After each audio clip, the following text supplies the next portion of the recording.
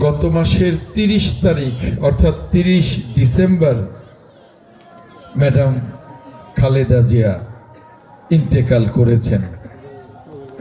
যে ম্যাডাম খালেদা জিয়া একজন গৃহিণী ছিলেন, শহীদ রাষ্ট্রপতি জিয়াউর রহমান শাহাদাত বরণের পর ম্যাডাম খালেদা জিয়াকে বহুবার অনুরোধ করা হয়েছিল রাজনীতিতে আসতে। তিনি বলেছিলেন তিনি রাজনীতিতে আসবেন না।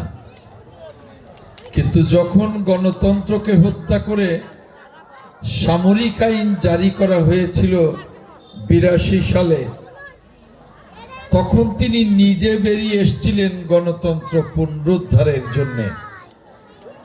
সেই বেগম খালেদা জিয়া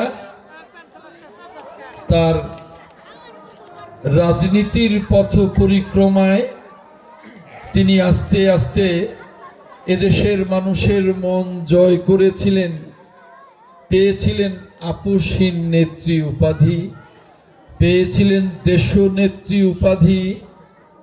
আন্দোলন করতে করতে তিনি মানুষের মন জয় করে যতবার নির্বাচন করেছেন প্রত্যেকটি আসনে তিনি জিতেছেন। বাংলাদেশের তিনবার প্রধানমন্ত্রী হয়েছেন, কিন্তু গণতন্ত্রের জন্য তিনি আন্দোলন অব্যাহত রেখেছেন। তিনি বিশ্ব গণতন্ত্রের নেত্রী হয়ে উঠেছিলেন এবং জীবনের শেষ দিন পর্যন্ত তিনি দল মত নির্বিশেষে বাংলাদেশের অভিভাবক হয়ে উঠেছিলেন। তার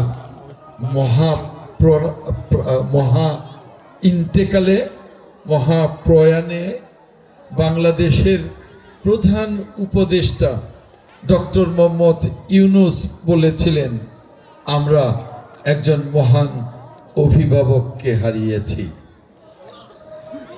আমাদের সেই প্রাণপ্রিয় নেত্রী, যার নামাজের জানাজায় মানব জাতির ইতিহাসের সবচেয়ে বড় জানাজা অনুষ্ঠিত হয়েছে, তার আত্মার মাগফিরাত কামনায় আজ আমরা এখানে দোয়া মাহফিলে শরীক হয়েছি।